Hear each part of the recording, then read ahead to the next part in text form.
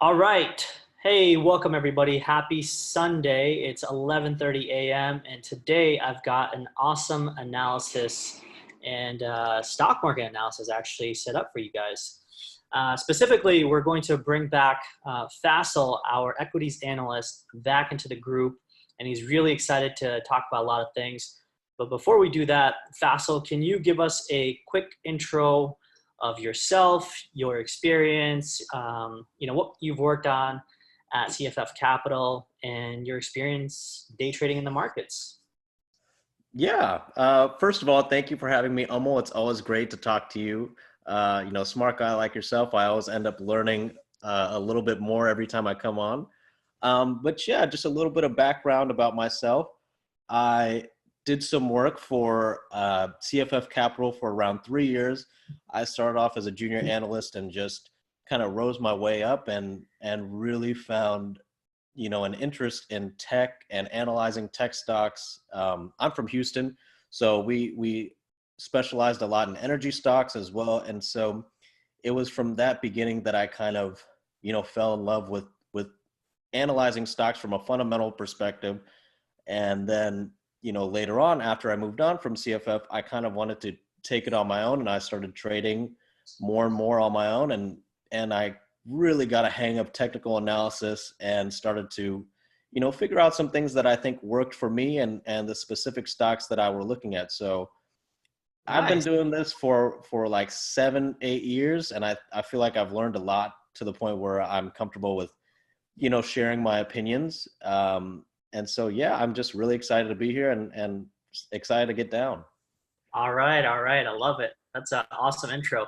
And by the way, folks, for those of you who are watching, this is a non non-financial advice opinion. All right. So please do not take this as, hey, I'm going to go buy this stock. All right. All right. So with that being said, okay. So Faisal, what are some of your strategies in approaching the market on any given day? So today's Sunday, right? We got a week coming up, pretty volatile week, I would say, with the central banks really not doing a whole lot last week in terms of the Fed not raising interest rates, coronavirus outbreak last week, election year, lots of stuff to talk about. So what do you have on your radar for the upcoming week? Well, that's a great question. So this previous week, if we could just digest a little bit what went on, as you can see just from looking at the screen, the Dow really tumbled on Friday, and the main reason was because of the coronavirus and the fact that it keeps spreading. But the day before was like, this week has been crazy because the day before you also had continuous news that the coronavirus was getting worse. But at that moment, I think it was Thursday when the World Health Organization declared it an international emergency. And you actually saw the market, it was down 200 points before that news. But Uh, after that news, like if you want to go maybe to a Thursday, just you could do a 30-minute chart. okay.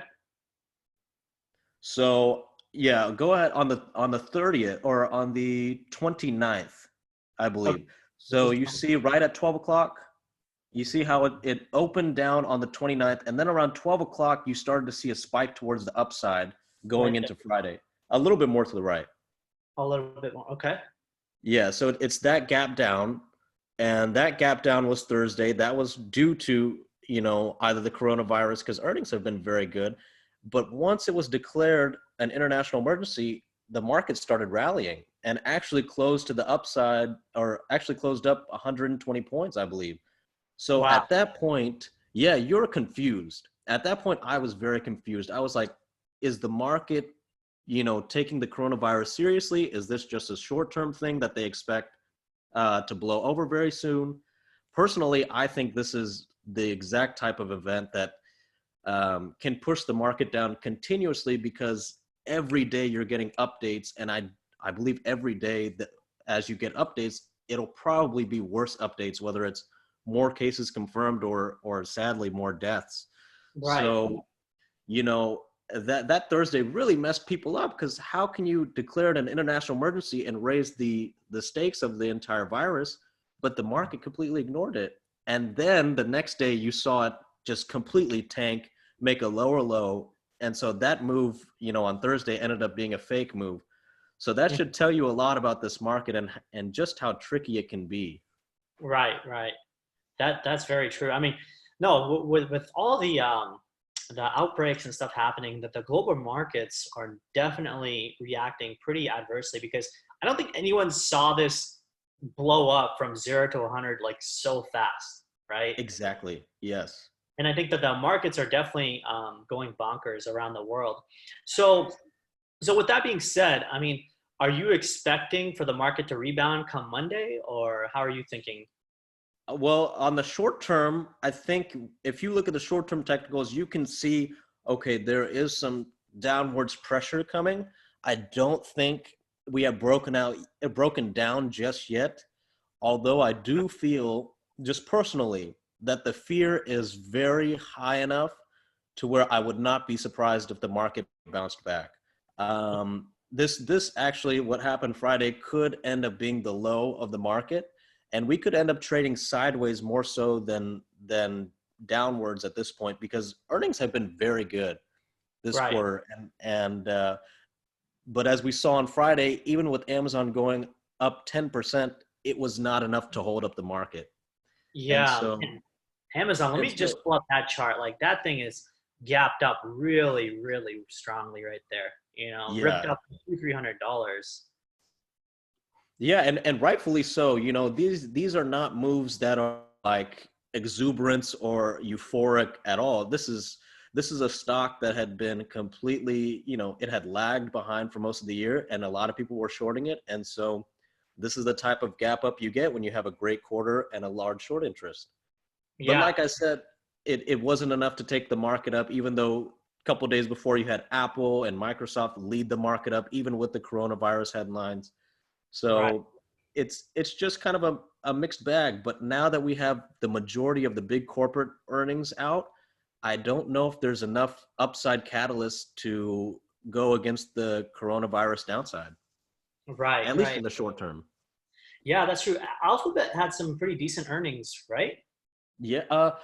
Did I don't know if Google reported. It was just Microsoft, Apple, and Facebook was the only one that kind of got killed. I think Google is reporting soon. They're the last Oh, ones to okay. report. Got it. Got it. Okay. Gotcha.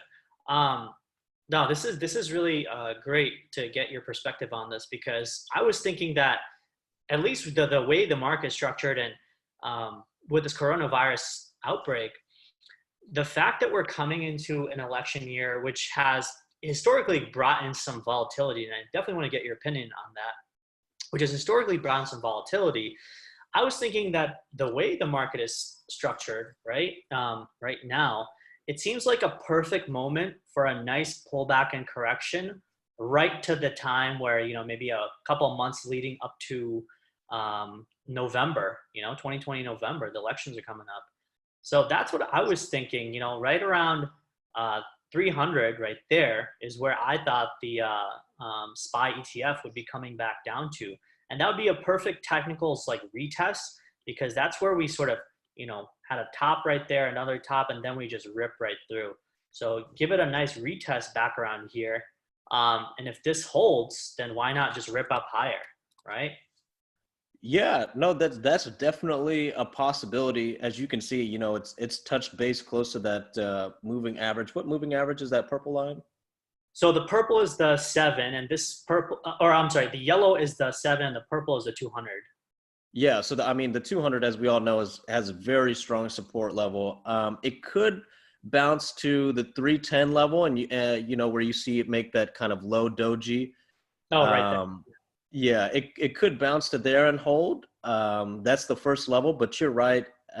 With all the volatility from the election, along with the coronavirus, you could definitely see it come down to the second level, maybe even third level of support.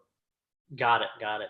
Yeah. I'm definitely going to be looking for pullbacks to add into this market because, if things look good, I mean, if this whole outbreak kind of ends by, I don't know, mid-year or end of the year, the market corrects a healthy 10-15%.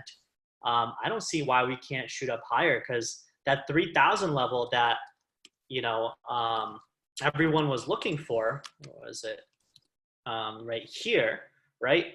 I think everyone was waiting for this thing to break, and once it ripped, it just didn't even look back, right? All through Oh this yeah. chunk right here. People just probably got torched trying to short the market and thinking that, hey, we're going to be in a bear market. And now, if we want a nice retest of the technicals right around here, I would not mind buying that retest and buying some cheap stock. Like one thing I've been eyeing is Facebook, and like you said, the healthcare sector, Amazon, Apple, all these things I feel like are due for much higher prices. What do you think?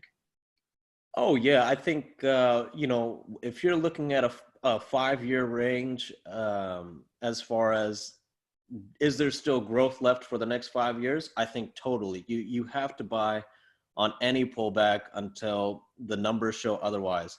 I do, however, I want to touch on the healthcare sector just real quick. Let This me year, with it being an election year, let me it's pull up the ETF real quick. XLV, yeah, right? yes. Okay, So that's cool. the main healthcare ETF. It's weighted with a lot of pharmaceuticals, healthcare plans. Some of the biggest healthcare stocks are in that ETF. And so, with it being an election year, that obviously adds a lot of volatility. But this election has really created a lot of volatility for the past 2, 3 years in this sector due to the fact that so much can change in the healthcare sector if someone like Bernie Sanders is elected or Elizabeth Warren. So, on a pullback, even if we get a pullback, a very nice pullback at this point, I think healthcare is one of the sectors that I could see consolidating or, being like a wait and see until after the election type before they actually start to move back up. So, yeah, I think bottom line, the number one sectors you want to buy on this pullback is definitely tech.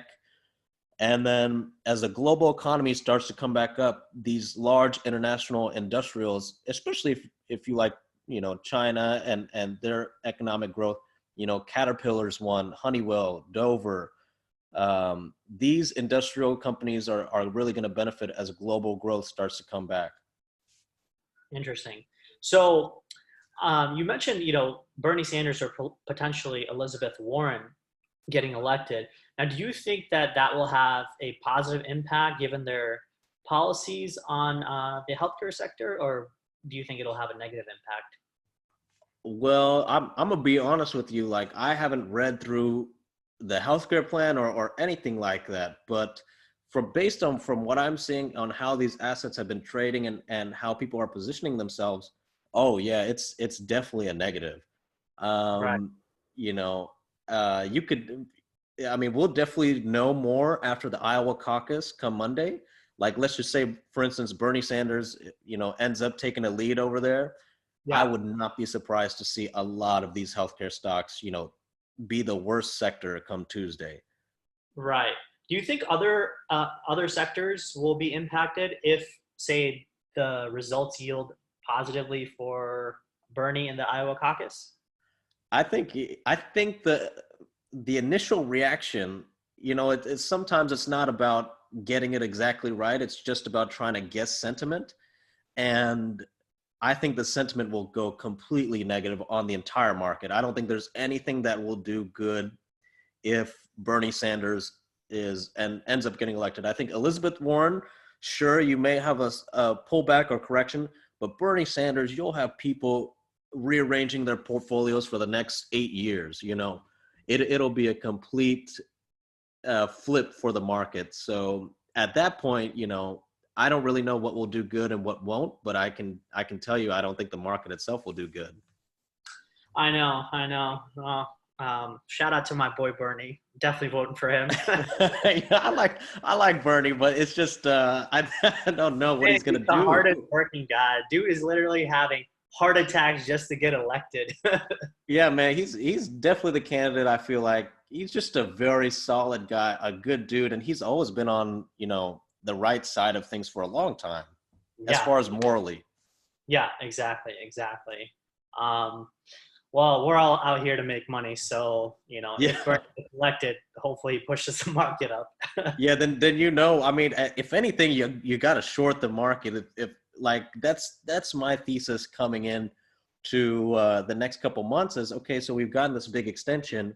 Now, what are the potential catalysts that could bring it down? And besides the coronavirus, before that, I always had a feeling it would be this election. And now that Bernie's starting to pick up support, now Yeah. may be a good time to add a little bit of short in your portfolio or just some protection for the near term. Because I really think that the more he gains popularity, the more the market will start to fear the worst of his policies and eventually sell off. Yeah, no, that's a really good point. I think you and I had a conversation last year about this, and I was, essentially bearish at this point right here, right around July and August last year. And I pulled out a majority of my money out of the market because I, number one, did not trust the way the Fed was going about essentially reducing interest rates right at the height of if we start going back, right, if we start dialing out, look on the weekly chart. I mean, this is a 10-year bull run. Like, I just didn't see Uh-huh. the point of cutting, interest rates and, these central bank capital injections right at the height of a 10-year bull run. It just didn't seem natural to me. And now when I look at this market, I think that what if, this was sort of a blow off top and now we're going to have a really deeper correction, you know? And the pessimist in me really wants to just start shorting the market. But man, there's like, I know your thoughts are that we have such a low inflation environment. We have the Fed backing, essentially the economy. And if anything, any pullbacks that happen, that the Fed is going to intervene and try to keep pushing the market up. So I think to myself that even if I want to be bearish, how long can I really be bearish for, right? I mean, I should be essentially looking for pullbacks to add on to positions. True, because first and foremost, besides the economic reasons you stated, from a technical perspective, the market is still in a strong uptrend, and it never works out well when you try and fight a trend like this. So, I mean, it's good to have a little bit of short, like it's not out of the question because sure, short term it is extended, but to have a prolonged short, I don't know. I just could not hold a short for more than like a couple weeks at most. Right. Yeah, no, that's a really good point. Um, Hmm. so now I want to get into your thoughts. We talked a little bit about the election, right? Election years, pre-election years are pretty important for the equity markets because they do react. Sometimes they start consolidating right as the election time approaches. The way the market is positioned right now, right, especially with Trump being president and Bernie potentially really challenging him for the seat. Do you have thoughts on how you think this election year is going to play out for the coming months? And do you know about this kind of history of the market cycles pertaining to election years? I'm not exactly aware of the exact numbers as far as how much the market goes up or down. I just know that in my mindset, the stakes are always different with every election, depending on the candidate, and I think the stakes are the highest they've ever been for this election. I think Yeah, people want change, and people want change now, and that's not just in terms of candidates. That's in terms of also policy. So I think no matter what happens, it's going to be it's just going to be a more volatile sense. I have no idea whether or not the market can maintain its uptrend, but volatility is something that I can definitely assure. got it. Yeah, that's a good point. So, Faisal, I'm gonna stop sharing my screen now. I want you to share yours, and Okay. let's talk about some of the prep work and things that you are looking for in terms of stocks for the coming week, and anything else that you may want to share. Okay, so I'm gonna stop sharing now. Okay. Go ahead and get this done. Okay. Yeah. Is my screen sharing? Yes. Okay. So for everyone who doesn't know, this is one of the services I use. It is Investor Business Daily. I'm not sponsored by them at all. This is just one of the tools that I use to make technical analysis and fundamental decisions. So they're a really good product. You should try them out, if anything. So yeah, let's just get into it. I'm sorry. What's it called? It's called Investors Business Daily, and it's a tool on there called MarketSmith. So Got it. this is like the setup of MarketSmith, but the company itself is Investors Business Daily. So yeah, just a couple of things that I'm looking at for how to position myself for the upcoming week. So this week we have a lot of healthcare earnings coming up in the pharmaceutical space, like this one that I'm showing you, Bristol Myers. It's one of the, it's one of the companies that I'm thinking about playing. I rarely play earnings, but I like the how much the stock has trailed versus the group and how much their earnings are going up by. So you can see by 2019 they're going up by 9%, and by 2020 you're going to have a 41% jump. And the statistics are not on this site, but I know that their revenue for 2021 is growing around 50%. So they're going to make, I think they're making $23 billion right now. They're expected to make $31 billion in 2020. And that's a huge jump for such a big company as far as revenue is concerned. So I like the upside. I like how much the stock has underperformed. And, if I think they report in a couple of days, if they report a good quarter, this stock has a 20% short interest. So you could see something exactly like what you saw with Amazon where it goes up 10%. So I'm kind of playing, these selective names as far as, trying to find value in this market, because it looks like,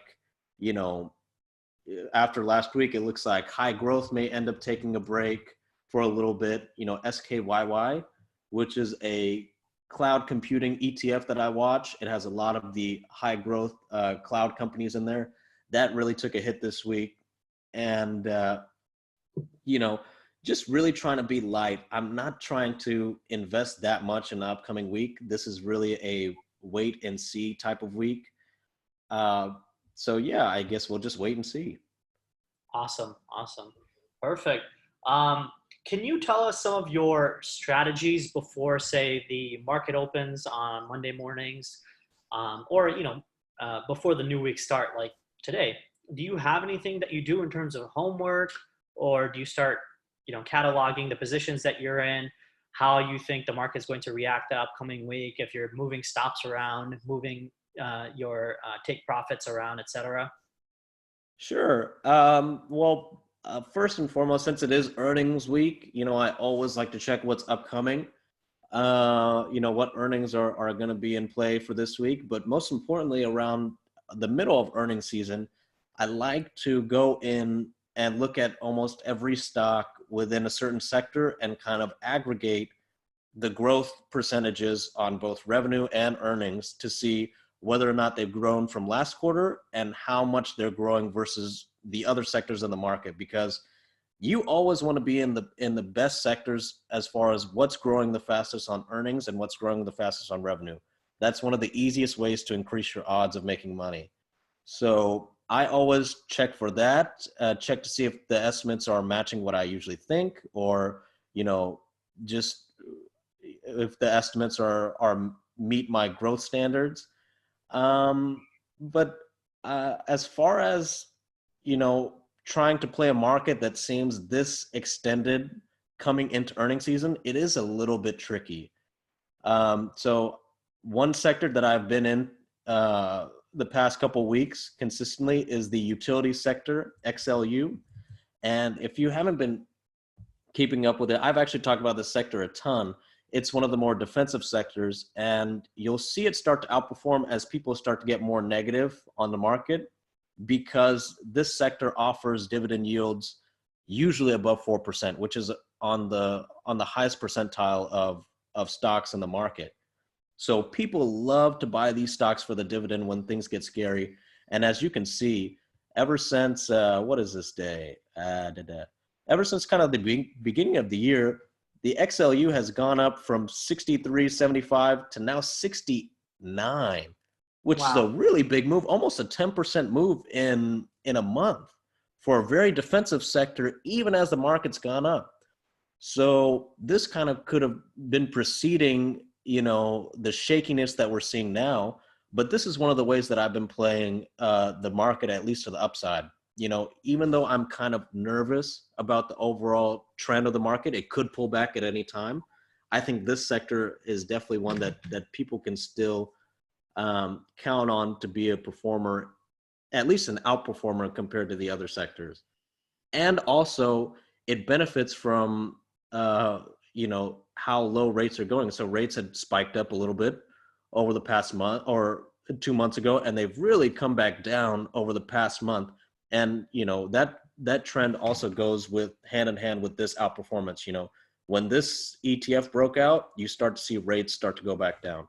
So rate sensitive investments, especially ones that benefit from lower rates, those are definitely one of the safer sectors I would play. Interesting. So you're saying that the utility sector is a pretty rate sensitive sector, and it actually does really well when the rates are consistent or they go down. Is that what you're implying?